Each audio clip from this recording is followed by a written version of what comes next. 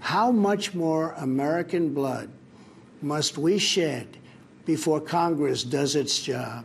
This president just used the backdrop of the Oval Office to manufacture a crisis, stoke fear, and divert attention from the turmoil in his administration.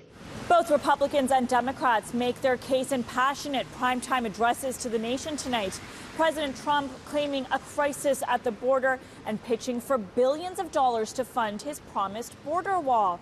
Democrats Nancy Pelosi and Chuck Schumer calling the president out for manufacturing a crisis. The issue has forced a partial U.S. government shutdown, now in its 18th day. Thousands more lives will be lost if we don't act right now. This is a humanitarian crisis, a crisis of the heart and a crisis of the soul. In his 10-minute address to the nation, President Trump pointed to all the reasons why he believes uncontrolled illegal migration is hurting all Americans.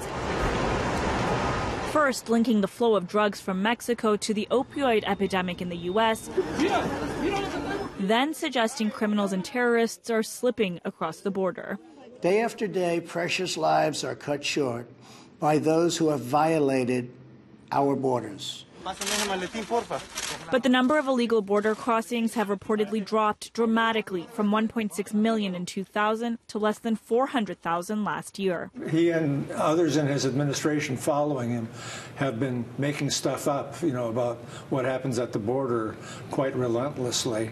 Democrats Nancy Pelosi and Chuck Schumer quick to call the president out for lying and fear-mongering, addressing the nation just minutes after the president. Sadly, much of what we heard from President Trump throughout this senseless shutdown has been full of misinformation and even malice. The president has chosen fear. We want to start with the facts.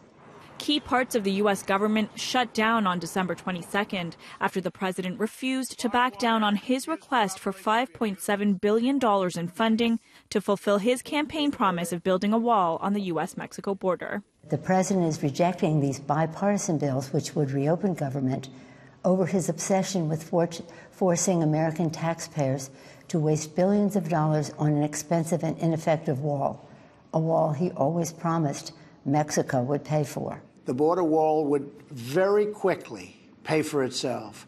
The cost of illegal drugs exceeds $500 billion a year, vastly more than the $5.7 billion we have requested from Congress. President Trump also claiming Mexico will still indirectly pay for the wall through its new trade deal with the country. In the meantime, thousands of government workers not getting paid have been left in the lurch. Lineups at the border seemingly endless as some TSA employees haven't bothered to show up for work.